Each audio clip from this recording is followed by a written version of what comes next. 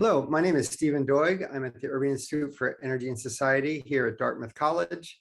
I am the senior research fellow here, and I've worked quite a bit on mini grids and energy in Africa.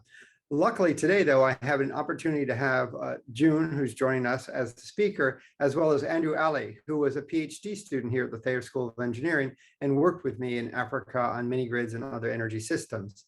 And June will be giving the talk today, and Andrew will be helping moderate the questions at the end, both of them being deep experts. So without further ado, Andrew, if you would just do the introductions and take it from here, that would be great. Thanks, Stephen, and hi, everyone.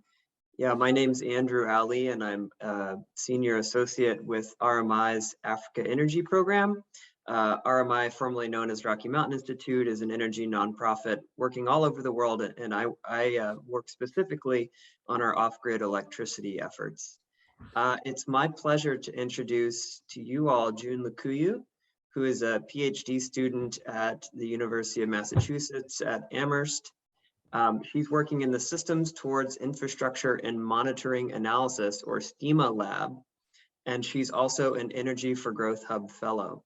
And in recent exciting news, she will be starting as an assistant professor in electrical and computer engineering at the University of Washington in Seattle next year. Her research focuses on sustainable energy and technology access and use in developing regions. So she's assessing the wider impact of electric power systems, environment, and human development. I've worked with June through some of my projects at RMI last summer, where she helped us study out ways to productively use mini-grid electricity in agriculture. And I will say she has a real knack for puns in her paper titles. And I encourage you all to check out her research website for those. So with that, I'm going to hand it over to June to give a talk, and I'd encourage all of you to share questions that you have in the chat so we can have those ready. We'll leave about 20 minutes for Q&A, and we look forward to that discussion. So with all of that, over to you, June. Thank you so much, Andrew, for the great introduction. I'm really excited to be here. Thank you for having me as part of this series. And I'm also excited to share a body of work we've been working for over the last 4 years. And it looks at stimulating electricity demand, and that's specifically to enhance human development. So I'll start by giving a motivation about the work, and then talk about 3 pieces of work we've done as part of this separately, and kind of bring it together at the end. And yeah, so the main motivation for work is that electricity consumption has this clear positive correlation with development, with which we've represented here as GNI per capita. And what happens is that we see a lot of African or Sub-Saharan African countries falling in this lower left quadrant, where they are low income, lower to middle income, but also have very little energy consumption. So we see this really huge global inequality, or inequity in energy consumption. And let me just put that into context. A lot of these small countries you see here actually consume much less electricity than US gaming, specifically in California. That's just how big the global energy inequity is. And even as we go beyond just consumption, we're thinking about increasing electricity access rates. And so going and pushing beyond electricity access, we can see that even as electricity access rates grow, Sub-Saharan African countries are falling behind and lagging behind in compared to other regions. So instead of having this upward trend where we're increasing access, then the consumption density is increasing, we're seeing sort of a tapering and flat or plateauing trend for Sub-Saharan Africa. And then we try and think about some of the reasons why this might be. Could be that there are credit constraints, so people cannot afford electricity, paying their bills. The cost of supply could be really high because tariffs are high. And then even when they supply, the supply is very unreliable. So we see, even in urban areas, we still see much less consumption than compared to other regions in the world. And so why is this a problem? When there's very low demand, a lot of both centralized and decentralized, and by decentralized, I mean mini grids, are struggling to have financial viable business models. And so they cannot afford, they cannot support sustained electricity consumption because tariffs are high. So this is a graph that was generated by ESMAP. And we can see that over time, a lot of utilities in the region are more and more, or rather less and less utilities are actually recovering their operating and debt costs over time. And so what happened, and some of these reasons could be there's lack of financing, or financing is really high because of the cost of capital. There's also very poor policy and regulation, especially for mini grids. And then, as I mentioned before, there's also an affordability problem where we are actually providing electricity to very low income customers.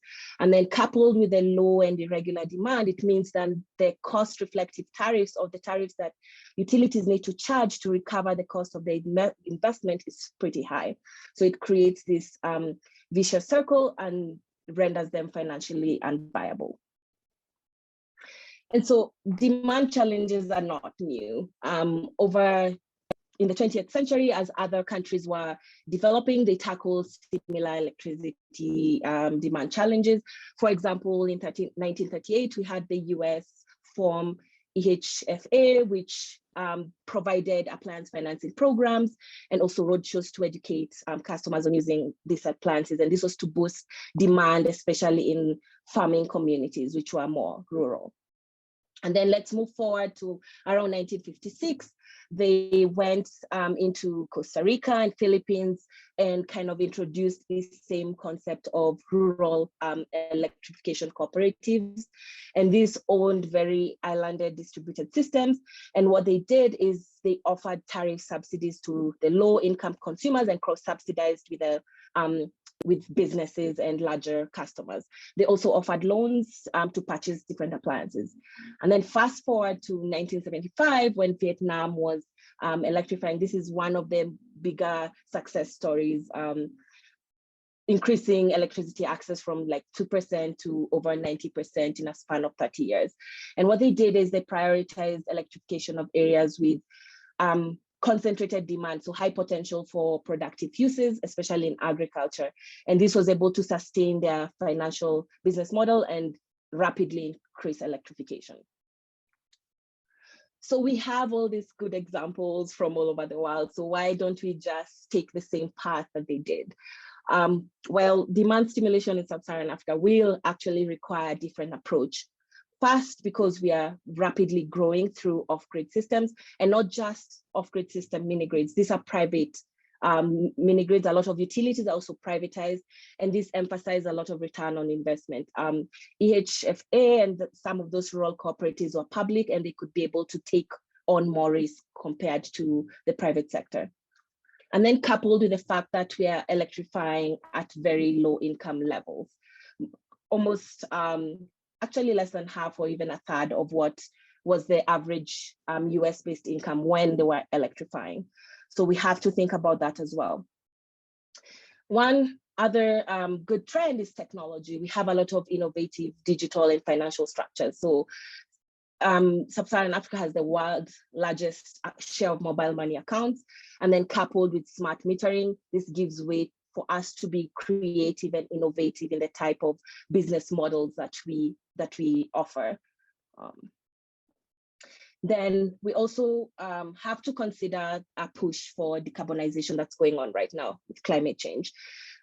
When other industrialized nations were growing, they relied on coal, they relied on other fossil fuels to drastically grow, but we have to actually consider that we need to decarbonize and we need to adopt more clean technologies. And we also have to think about energy efficiency. So can we, as much as we're thinking about appliances, can we think about energy efficient appliances? And the last thing I'll mention is that we are also, globalization has enabled rapid and cheap imports like vehicles. That's something we have to grapple with and think about how we can support local manufacturing or local industries that are also energy intensive. So that brings me to what the main thesis of the body of work has been, is whether we can enable socioeconomic development through sustainable electricity use, but also considering the climate action as well as the challenges of the electricity systems that we have, some of which I have just mentioned. So one of the kind of trajectories we're taking with demand stimulation is thinking about facilitating organic consumption growth among the already existing customers, electricity customers, either through appliance financing or tariff subsidy programs. And the second is thinking about new types of productive use loads, so converting non-electric energy into productive use. And I'll cover just two projects we've done, one in transportation and the other one in agriculture.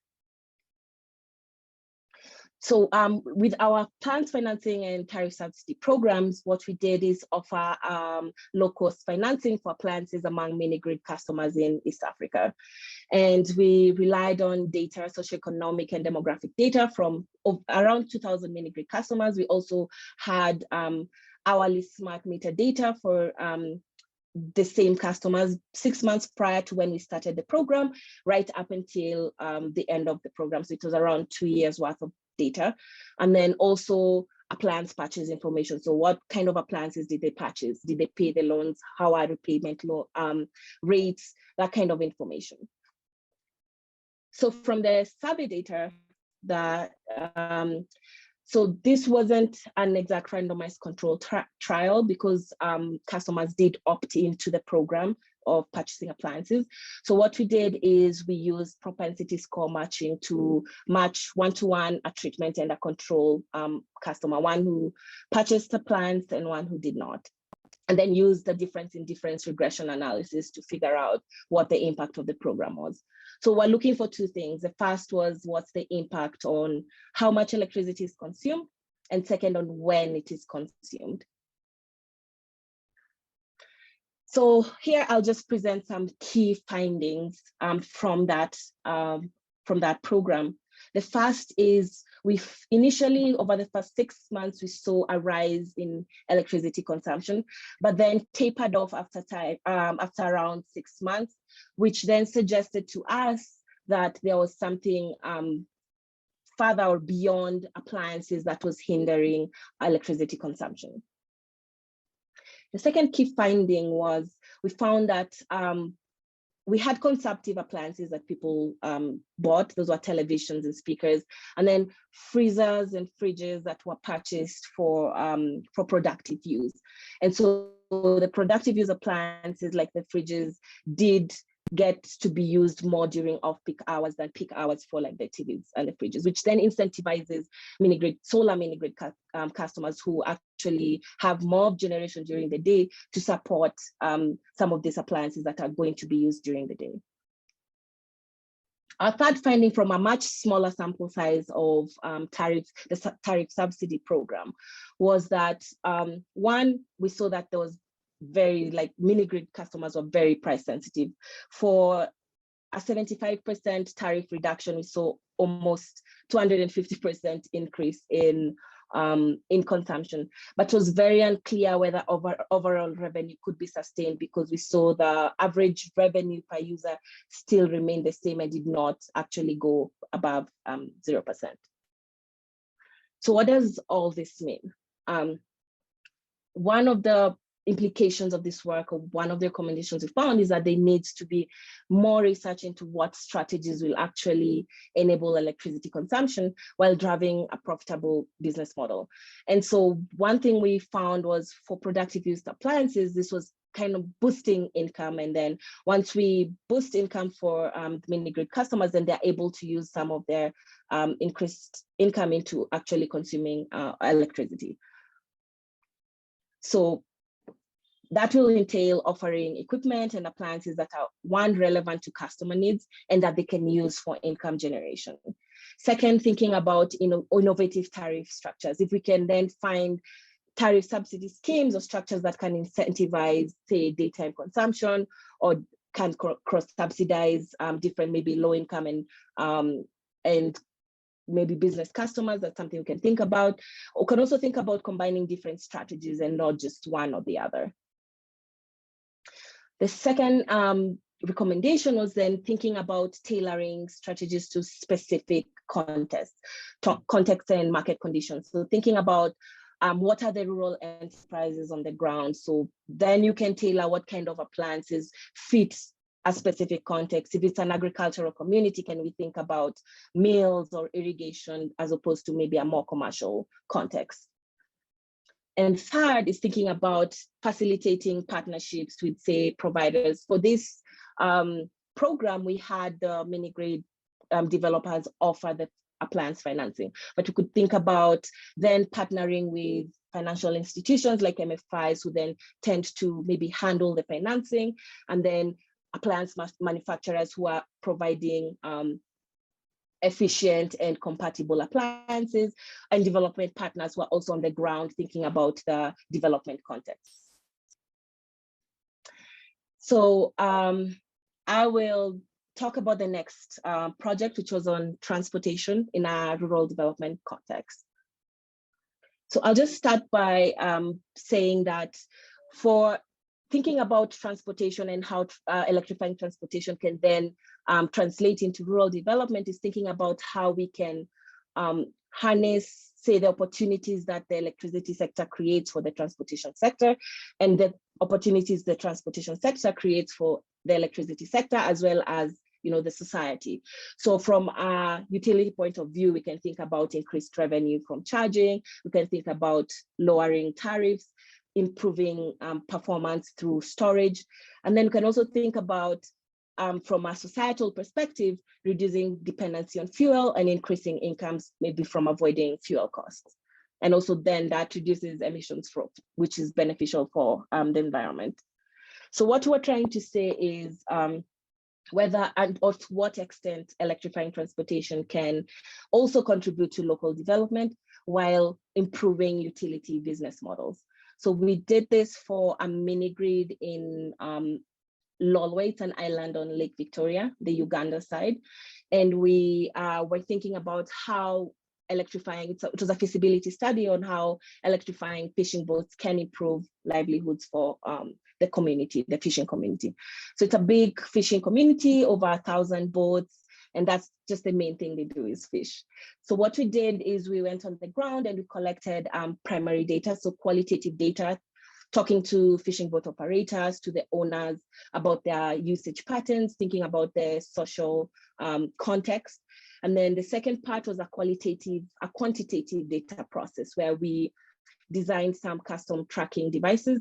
And this was to capture the fishing boat movements around the lake. And we did this over 10 days for, just about 77 individual fishing trips. And so the key information we're trying to collect here is when do boats depart and from the shore go fishing? When do they come back on the shore? So figuring out when would be that optimal, we call charging window. So we found that for short trips, they leave around 6 p.m., come back at 5, and then longer trips, they leave around 3, come back at 9. So we have this optimum time between 9 a.m. and 3 p.m., which just so happens to coincide with peak PV production. And then we also measured some like distances and just to estimate the energy consumption requirements of the boats. So then our approach after having this data is using this. So we have all these probability distribution functions from arrivals, departures, from distances, and we modeled the boat charging demand profile using a stochastic method. And then we use that charging demand profile for individual boats and had that as an input to a mini grid operation algorithm that we created, similar to Homer if anyone has used it, only that we now incorporated this stochastic boat charging load. And what we're trying to do is to minimize operation. So that was our objective function, is to minimize operating costs. So not having to turn on the backup diesel generator and see how much or what is the maximum amount of boat charging load that the mini grid can handle. Yeah, so that's what I've said on a given day. So we did this over, I think, a year. So I'll just give a little bit of what we found in terms of the benefits to the mini grid. And after, I will talk about the benefits to the boat owner as well. So from a technical perspective, we found that on an average day of the year, we have peak PV production of around 600 kilowatts. The shorter line down here is just residential load without any kind of added productive use. So we, as expected, we see peak consumption during evening hours. And when we add on the demand from the boats, we found that we could handle around load from around 400 boats over 60 charging points. And then this improved the capacity utilization of the mini grid by about 20%. From an economic perspective, we assumed a net present value of 0. So a base case where there's no boat charging load, we have the same charging infrastructure and just residential load.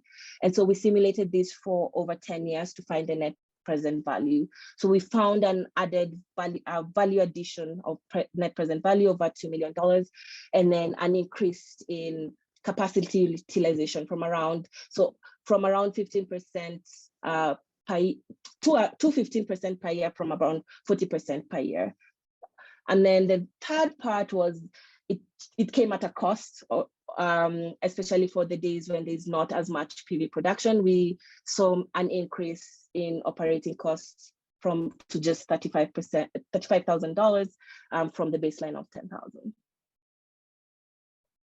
So from the perspective of fishing boat owners, one thing I'll mention is from the surveys we carried out and talking to the boat owners, they were very willing and receptive to this technology only if there was availability of financing. So they were not really, and it will actually not have been possible for them to, come in with an upfront cost for this system.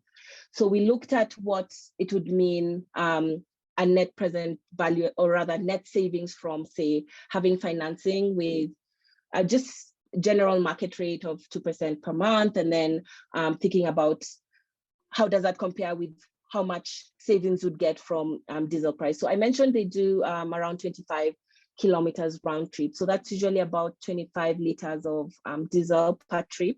And they operate around 6 to 7 days a week and around 8 months of the year. So that's a lot of fuel usage. So what we found is the boat owners could see a payback period of around, so break even around 3 years after paying off their loans and considering just the electricity payments. And over 5 years, they would be able to see net savings of over $20,000. And just one thing I've mentioned is then you could see improvement in this number, say higher savings or payback or a shorter payback period, if we then consider thinking about a cheaper system. So this I use these numbers based on the system we used to do the feasibility study, which is not like we bought it. Yeah. So then what does that mean again for, or rather what did we find, or the lessons learned? One is we need to have increased funding or support for collecting data from pilot studies. So and this is just not for where we're thinking about electric boats. This is just a use case. We could think about electric 2-wheelers or 3-wheelers and incorporating that into mini grids. We need to get better data that is publicly accessible, that can help us in, infrastructure planning, business model development, or what technologies to choose. And then, as I mentioned earlier, we need to think about accessibility of financing and also innovative business models that break that upfront cost barrier. So thinking about things like battery swapping or fee for service. Another thing when thinking about transportation for rural development is ensuring that then we are translating this into socioeconomic outcomes, positive ones for the community. So both in income generation, but we also want to think about job creation and skill building, or gender inclusion in fishing communities. Men are kind of the fishing people, and then we have women doing the nets, drying fish. So how can we trickle down all those outcomes throughout the community? And lastly, thinking about cross-sectoral coordination, both between developers, community leaders. This is a pretty nascent technology, so we need to have a lot of coordination among different actors. So lastly, I'll talk about the final project, which is on agricultural productive use.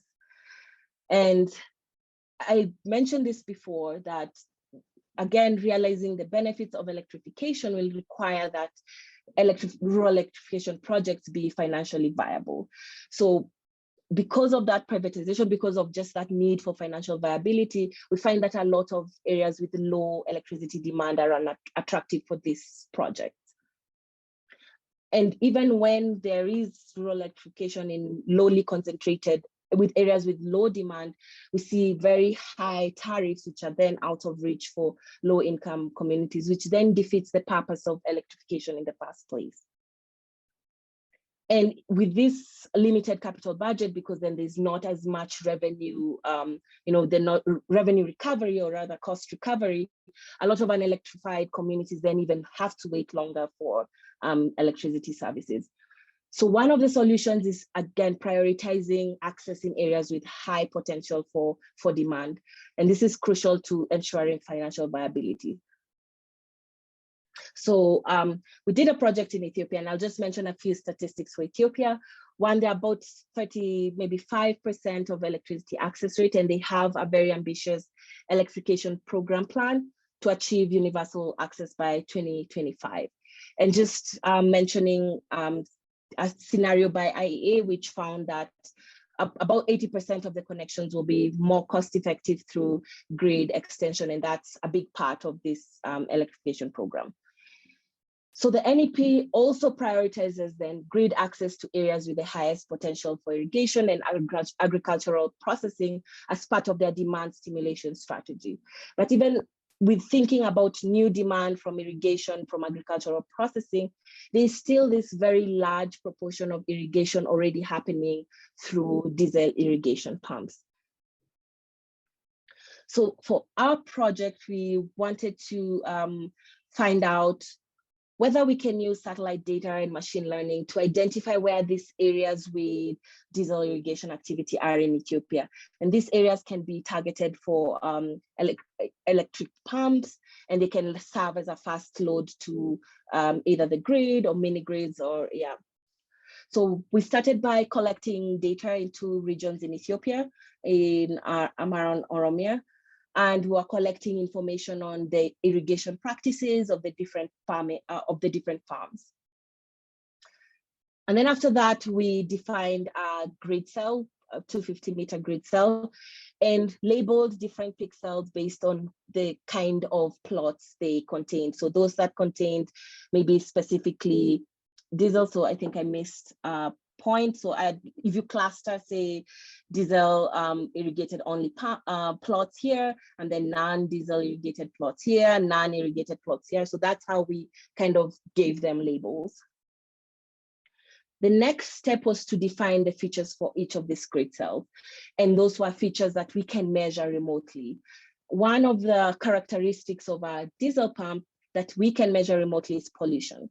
The main pollutants from diesel pumps, carbon monoxide and nitrogen oxide, can be measured remotely using the Sentinel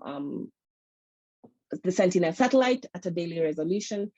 And other kind of features we also considered were crop cover, digital elevation. All this can be obtained remotely, or rather through satellite data. And then we use this as inputs to a machine learning model. So we train the model to correctly classify the pixels into either those that are diesel irrigated, those that are non-diesel irrigated, or those that are actually not irrigated. So what we find from our model is that areas with diesel irrigated plots in our test data set were identified with 75% accuracy. And when we applied our model to the entire of predicted irrigated areas in Amhara, our model was able to identify that about 20% of irrigated activity was powered by diesel pumps, and it kind of was largely centered in this western part of the region. So I just want to caveat a few things. One, we had a small sample size, so we would not be able to then, with the data we have, we would not be able to kind of scale and transfer this model, say like across the entire country. So we need to think about how we can collect more data and be able to give more examples of where diesel irrigation is happening in different parts as our ground truth data set. So what are the implications of our model? First is we can actually, using a model, we can be able to, our grid planner can stretch their capital budget. So let me just give a general example, say one grid planner with 20% certainty, because I said there was like 20% irrigation activity, can be able to have a 20% chance of figuring out where diesel irrigation pumps are to target them for electrification. So this would probably have maybe 1 or 1.2 times more stretch in capital budgets compared to, say, a grid planner who has 75% prediction capacity to figure out where they can target some of electrification efforts. A second implication is then we can think about having more cost-reflective tariffs that are more affordable. Can think about crops subsidizing the new demand from electric irrigation pumps, either at grid level or mini grid, with more low-income customers. Another implication is for the rural farmers. Case in point with the fuel crisis right now, fuel costs are volatile, they are high, pump maintenance costs are high. We can alleviate some of this by transitioning to more electric powered pumps. On the other side, when thinking about environment or actually I would say political economy, we can reduce dependence on fossil fuels and also contribute to some of climate goals as well. So I know I'm almost at time, but I just wanted to recap with 3 main points I thought would be a good takeaway. First is to remind us of, the intention of all this work of demand stimulation is that to realize the benefits of access, we also have to underpin or support economic and human development, especially in developing regions. And so this calls for strategies that stimulate demand, and not only just stimulating demand for economic growth, for human development, for improving livelihoods. Second thing is we can leverage technology innovations to better measure data to guide demand stimulation strategies, to plan electrification in data poor regions like Africa. And third, it's very important to think about having coordination among different sectors, because productive uses are in different sectors of the economy. So not just energy. You can think about pairing that with water, with agriculture, with industries, and then also thinking about community engagement. We have to also think about what are the needs of specific communities. What do they use energy for? Can we tailor different strategies to different communities? And so this will ensure that we are implementing sustainable and scalable strategies. So I'll just end there by giving my contact information in case you want to discuss further. And I've also listed 3 papers that touch on each of the 3 projects that I have mentioned. And I'd also like to thank some of my collaborators in each of those 3 projects that I've listed here. Thank you. Thank you, June. We have questions coming into the Q&A box, and encourage folks to keep adding thoughts there. Maybe I'll take a stab at the first questions while those trickle in. One thing that you mentioned, is a common theme across all of your work, is you have data that you're working with to help understand these dynamics better. And one point you made, especially about the electric boat pilot, is that it's really important for future pilots to collect better data. I'm curious if there's a particularly when it comes to electric mobility, if there are specific kinds of data that are your must-haves, maybe your top 3 of things, don't do a mobility pilot without collecting these things. That's a good question, Andrew. I think the first thing is just mobility data. How are people moving? just the movement of goods and people changes different depending on context, depending on, on needs of people, and properly capturing that is very essential in one, giving appropriate technology options, and second, in creating better infrastructure. So if you have people who are going further, you might think about having a larger network of charging infrastructure. That's key. Second is, what are people's behaviors in charging? So if we're doing a pilot, then are people have more maybe lower or higher range anxiety? Do people prefer to charge at certain hours of the day because there are other maybe socioeconomic or cultural challenges that determine that, okay, people charge at this hour of the day? I think that's very important data to collect. Third, I think those are my top two at the moment. I would probably have to think about the third one a little more. Yeah, that's great. One that we're thinking about how to capture is the costs of the incumbents. So, what are people paying now for this? Absolutely, that's a good. So maybe that's a third. That's great. a good point. Yeah. Churchill has a question here in the chat. From the supply side, is there any particular environment for mini grids that you think needs more innovation? And if any, like what would need to be improved or developed? So on the mini grid supply side, what's our sort of big pieces that we need to innovate more on? That's a good question. I think financing has been key for mini grids.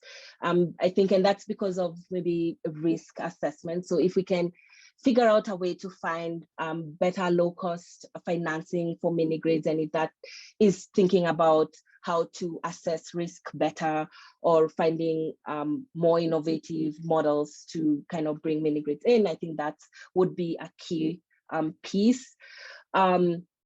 We've been talking a lot about, storage. That has been key. We're still doing solar and battery storage. And so that's a big piece of the cost or operating costs of mini grid.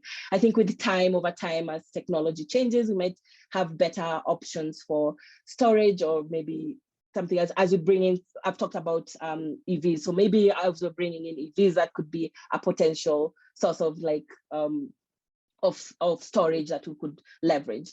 The other thing I think is in terms of just better, I would not say prediction or anticipation of demand, so that we are properly sizing mini grids, or providing the better kind of managing demand better. So we've seen a lot of innovation in, say, meshed mini grids, or thinking about mini grids under the grid. I think Andrew, RMI has done a lot of that, thinking about how we can bring in the grid as well. So also just coordinating with the different other types of supply, so solar home systems and the grid as well. I think there's potential for more innovative collaboration, and seeing where mini grids can fit the challenges of grid, say in reliability, and then maybe the grid and solar home system can fit in the challenges of mini grids, which is cost. There's potential for that as well. Yeah, and while we're thinking about that supply side, one person asked, what about the viability of mini grids in general? And maybe I would frame that, there's a universe or a school of thought that sort of imagines that mini grids are going to be commercially viable on their own, using commercial capital. And then there's all the way a spectrum to say, rural electrification has never made a good ROI. Really, we need to expect to subsidize these a lot. So there's acknowledging that this is a spectrum. I'm curious about your thoughts of, where mini grids are and where they could sort of realistically be on that spectrum. And if you want to choose a country, because these countries are all very different in their context, feel free to do that. Yeah, it's a good question. So we're already still struggling to find viable mini grid business models, and hence we are thinking about productive use and how to bring that in and make mini grids financially viable. In terms of space, I think maybe some of the problems is thinking about them in isolation. They feel a certain gap, and so one of the challenges mini grid, of course, is that they are privately owned. So we have to think about these are privately owned mini grids, so there's cost recovery, there's profitability to think about. But I think when we start thinking about coordination, where do they fit in terms of the other kind of supplies, or rather the other modes of electricity provision? So with grids, can we coordinate with mini grid developers, as well as utilities, as well as solar home system companies, and come together and figure out where they fit in, or rather what gaps they can fill? So I think there's opportunity to think about them not as one or the other, as opposed as, okay, we have a cohesive place, and based on the context, where can we fill in the gap? So we say, for example, in Kenya, just as mini grids were coming up, there was rapid extension of the grid. So we started seeing a lot of mini grid companies, moving out of Kenya and going to other places where there's not as much risk of grid encroachment. And then we see another case example of Nigeria, and also Uganda started a pilot of, okay, we have mini grid developers, but how can we work with utilities and ensure and bring in mini grids as sort of a resiliency kind of option, and so provide electricity to maybe rural areas or places that haven't been electrified yet, or even just, as we say, under the grid, there's already a grid, but there's not as good of reliability. How can we then bring that in and see what role then mini grids can play in tandem or in cooperation with grids? I think, I don't know if that quite answers the question. Yeah, totally. And where you fall on that spectrum of urban, peri-urban, rural, and how much grid electricity you're bringing in will also affect, that financial viability picture realistically. Totally. Absolutely. While we're thinking about costs, but moving over to the appliance side, there's a couple of questions about some of the variables we would measure to assess a new productive use of electricity. So Alejo has a question about the maintenance costs for electric boats, and if you collected any data on that, and then if so, how does it compare with the status quo? That's a good question. So I'll just emphasize that our project for the fishing boats was a feasibility study.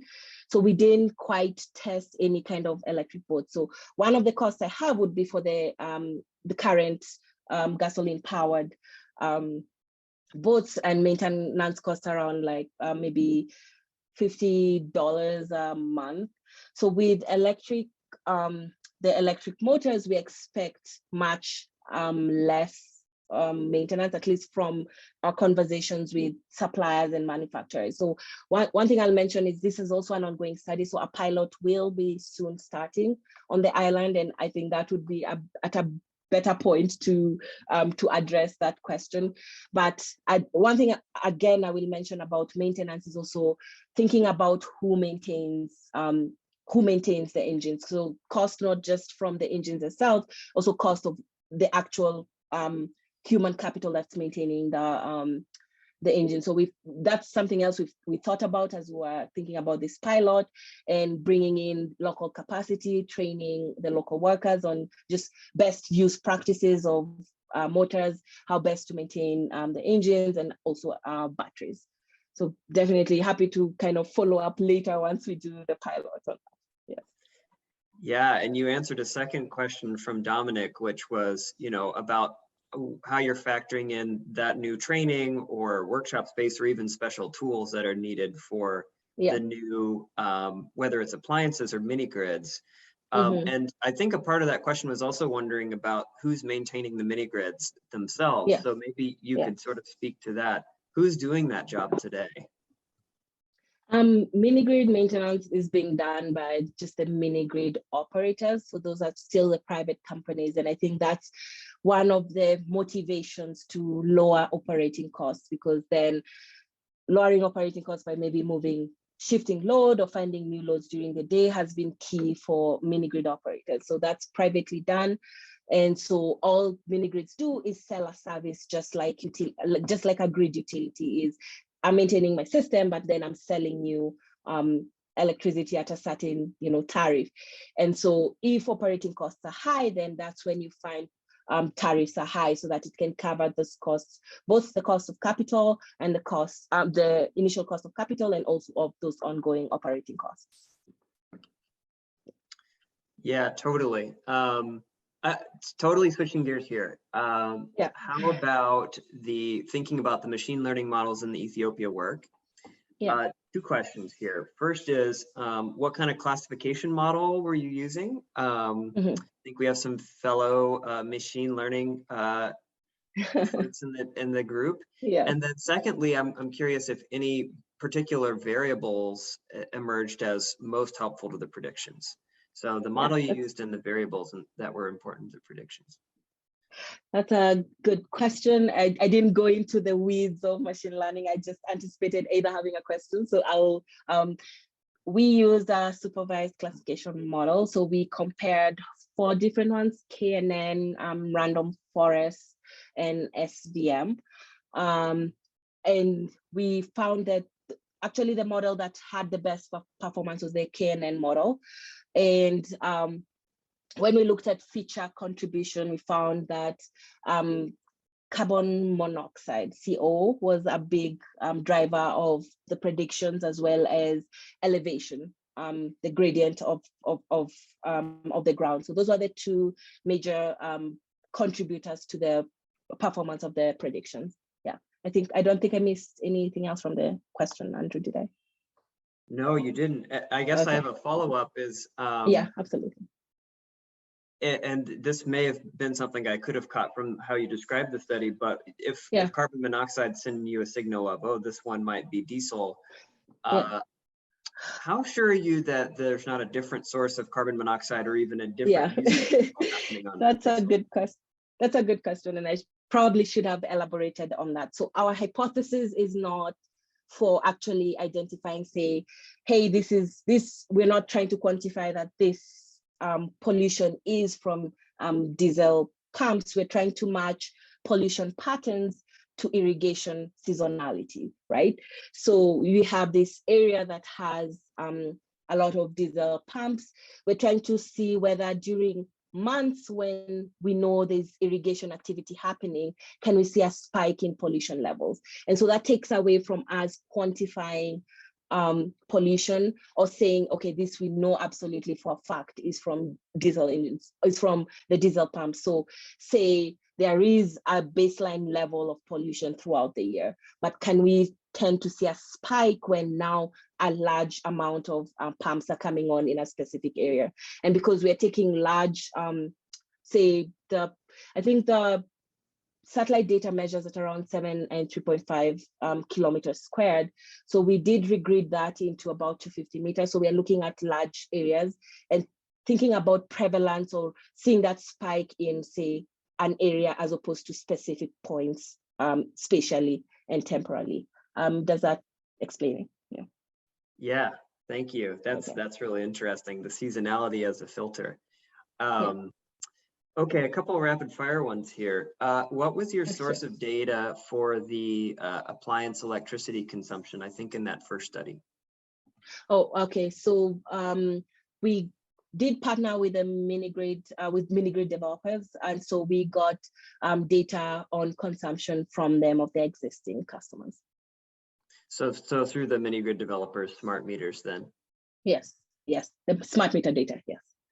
And, for those customers, I'm wondering if you observed there or elsewhere sort of a sequence, an order of how customers purchase new appliances.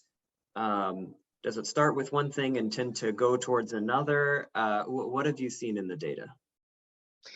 So they were offered appliances almost at the same time. So they did purchase them during a specific window, maybe like a month before the month of February, and then some were offered a month. So all I can speak about is maybe quantity based. So we saw a lot of uptake of TVs and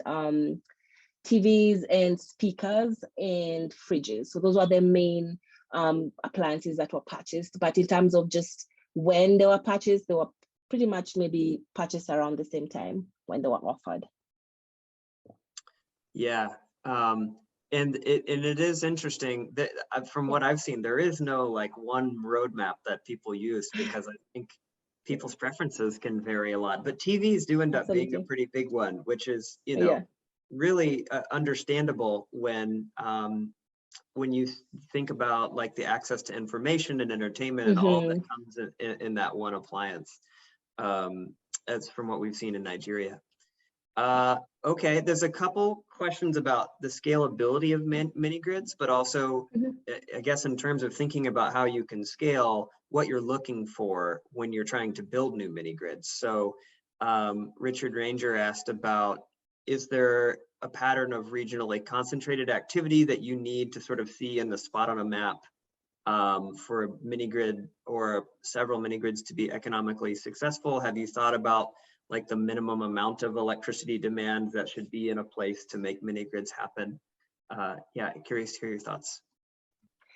That's a good question, a little complex, just because I think there's a whole other ecosystem that determines what, like where mini grids are built or where they are, just beyond thinking about supply or demand and customers. We have an entire ecosystem of, regulatory, policy, politics. But I think we've seen a huge shift in mini grid developers trying to, predict demand and figure out what's, and I think it's also largely driven by financing, because I think there's also a minimum amount of, financing that they can get. So that's why there's a lot of struggle with smaller mini grids or smaller systems, where also maybe financing is only available for a little bit of larger systems. So given that, if this is as much as capital you can get for the kind of mini grid you can build, then where can we find demand that would justify that cost? That, I think, is a little more of an art than a science, I think, because we haven't yet really locked down how to properly predict demand, because it just varies so much, and we really don't understand the factors or just those nuances that drive the different perturbations of demand over time. We tend to model, demand over time, maybe linearly or with specific factors, which isn't the case. So that's where we run into a problem where you've projected demand based on, say, a historical model or something that is already existing, and then over time we have these other factors that come in and suppress demand and don't live up to what predictions you make. So I don't think I have as good as an answer for where you would probably find mini grids, but I think that kind of sheds light on some of the factors or issues that are considered when thinking about where mini grids are kind of placed or situated. Yeah, and as you say, there's kind of multiple levers that you're pulling when you're trying to figure out whether a spot makes sense. You've got to ask about what's my financing available to me, and then how does that line up with the demand? Absolutely. So you're sort of triangulating there. I have one more question, and then I'll turn it over to you, June, to give any closing thoughts that you'd like to offer. But the question from Dominic is, how do you think about human development? I think this is more in terms of philosophy. Perhaps Amartya Sen's capabilities approach. Is there a different guiding light you have when you're thinking about human impacts of your work? I think about if are people's lives in a place getting better, and there's different metrics of measuring what better means, right? Could be, okay, there's more jobs that have been created, there's better access to markets, people are happier. That's also a metric to measure of what human development is. And I think that's a very good and very philosophical question, because I think we also don't fully understand, or rather we don't fully know how to capture that, what it means, or how to measure that. Because again, with science, with academia, is what can we measure? So can we measure what it means for human development to happen, for people to be better off when you come in on, or when you propose something than they were before? And this varies with different places. People value different things, that contribute to their happiness or contribute to their development. So that's, I think, something we need to think more clearly about.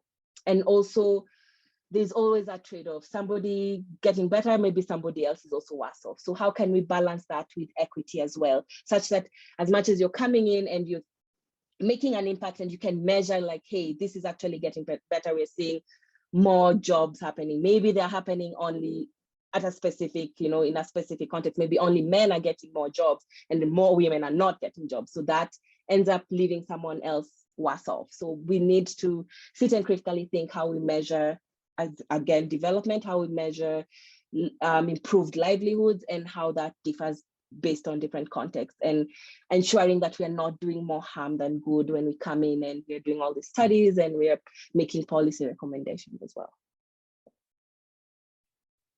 And I think, Andrew, that's actually a very good closing statement.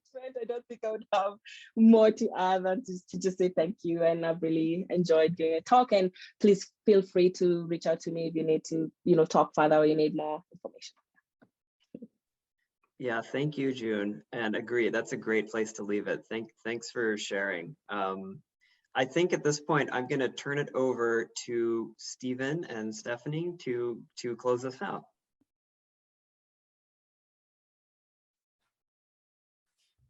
Thanks, June. Thanks, Andrew. I think that's all for today.